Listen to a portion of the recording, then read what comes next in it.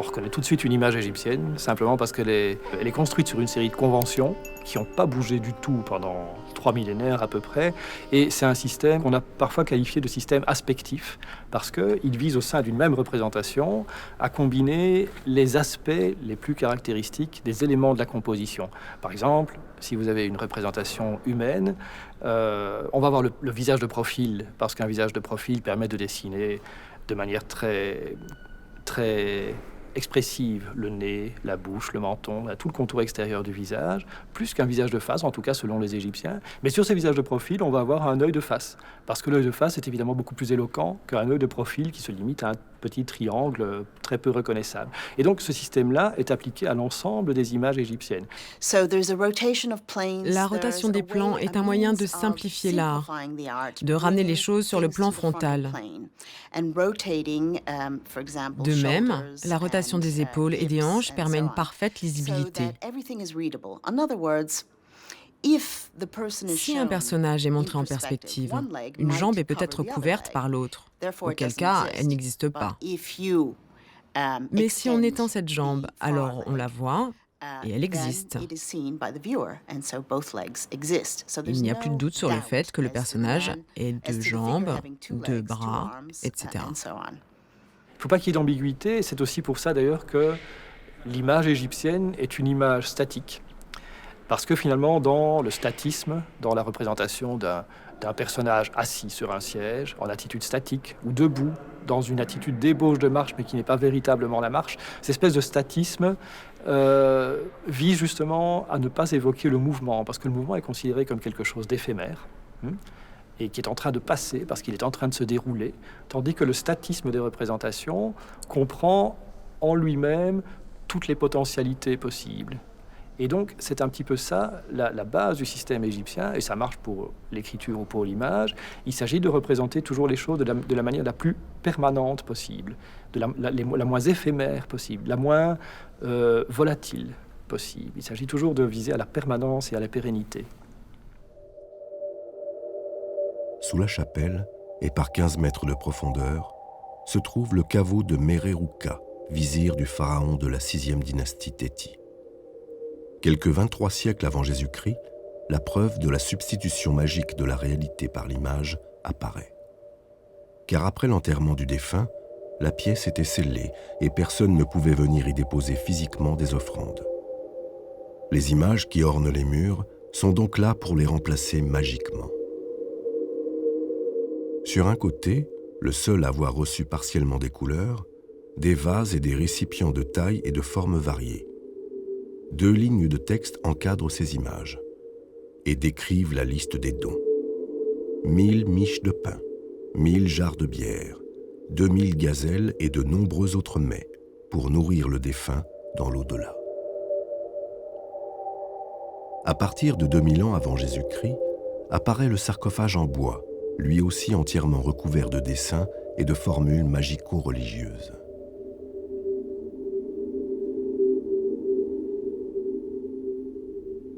Enfin, le corps du défunt momifié qui se trouvait à l'intérieur et qui continue de défier le temps.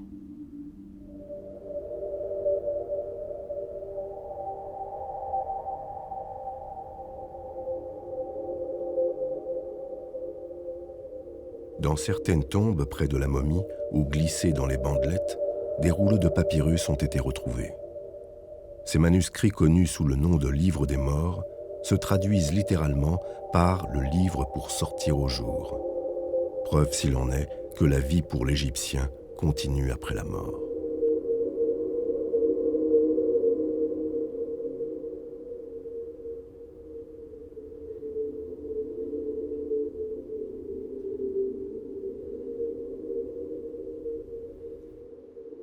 Il pouvait contenir jusqu'à 165 chapitres.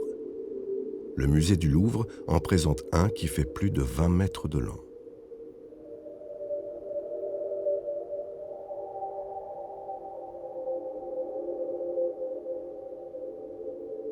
Le livre des morts, c'est un recueil religieux qui est en quelque sorte une espèce de guide pour l'au-delà, pour le défunt égyptien. C'est une espèce de manuel pour parcourir l'au-delà et pour arriver au royaume des morts d'Osiris. Et ce livre des morts est composé effectivement de textes et d'images qui se complètent de manière constante, mais assez différent, je dirais, de la manière classique dont fonctionnent les correspondances entre images et textes dans les tombes et les temples, puisque ici on a plutôt affaire à un livre illustré.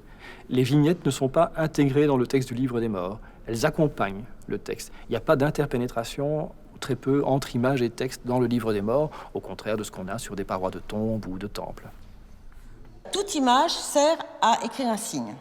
Donc vous avez ici des canards, des chacals, un vautour, un cours d'eau, une bouche vue de face. Bon, tout ça, ce sont des signes hiéroglyphiques. Mais ce sont aussi des images, puisque j'arrive à en déceler très vite, à identifier à quel élément du paysage, ou de la faune ou de la flore égyptien ça fait référence. Donc, à partir du moment où il a fallu écrire, il a fallu savoir dessiner. Vous pouvez écrire un mot de 36 manières différentes. Vous pouvez l'allonger en multipliant les signes. Vous pouvez le condenser en économisant les signes au contraire. Et donc, c'est un système extrêmement souple et élastique, comme ça, qui permet d'ailleurs d'améliorer encore l'aspect imagé des textes. Quand vous regardez un texte égyptien, les textes égyptiens sont toujours extrêmement bien mis en page. Les colonnes se terminent au même niveau, les lignes se terminent à la même longueur, etc. Simplement parce que le scribe, qui maîtrise à la perfection ce jeu d'images, signes d'écriture, arrive à allonger ou à raccourcir les mots en fonction de la place dont il dispose. Les Égyptiens utilisent d'ailleurs le même terme pour écrire et dessiner, à savoir le verbe sèche, que l'on peut traduire plus généralement par tracer.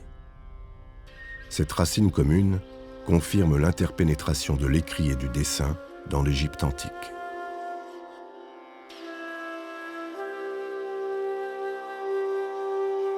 Le dessinateur pour les anciens Égyptiens, c'est le scribe des contours. Donc c'est le scribe, c'est celui qui écrit, mais qui est surtout chargé de dessiner les contours des images. Ça, c'est le dessinateur égyptien, c'est ce qu'on appelle le scribe des contours. Et ça rend bien compte justement de l'ambiguïté du statut de scribe ou du statut de dessinateur, qui ne sont pas des professions très séparées de manière étanche l'une de l'autre, mais le scribe dessine et le dessinateur écrit. Et d'ailleurs, on s'en rend très bien compte quand on examine les documents du site de Deir el-Médine, par exemple, qui est le village de la communauté des artisans thébains qui décorait les tombes royales dans la vallée des rois et les tombes des grands dignitaires du Nouvel Empire. On a retrouvé énormément de dessins dans ce village des ouvriers de Deir el-Médine, et on constate que ces dessinateurs professionnels, alors, maîtrisent aussi l'écriture. Et ils jouent avec l'écriture, ils combinent image et écriture avec beaucoup de dextérité. Donc les dessinateurs égyptiens sont aussi des lettrés. Ce sont des gens qui écrivent, et il n'y a pas de distinction étanche entre les deux professions, entre celle de scribe et celle de dessinateur. Alors, la question qui se pose, c'est de savoir quelle est la hiérarchie entre le scribe et le dessinateur. Et en fait, on comprend maintenant, en regardant un peu différemment les dessins qui nous intéressent, qu'il y a une vraie hiérarchie, comme il y a eu finalement en Europe aussi. Je veux dire, il y avait, par exemple au Moyen-Âge, les dessinateurs ne savaient pas forcément écrire. Et donc, on se rend compte, en voyant un certain nombre de monuments égyptiens, que certains dessinateurs faisaient un décor pariétal dans une tombe, et ensuite étaient sans doute amenés à faire la dédicace en hiéroglyphes.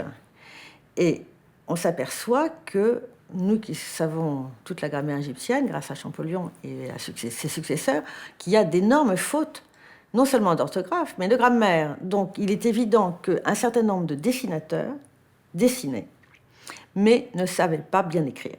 Donc ils avaient des rudiments d'instruction, on va dire graphique, mais ils étaient meilleurs dessinateurs que scribes.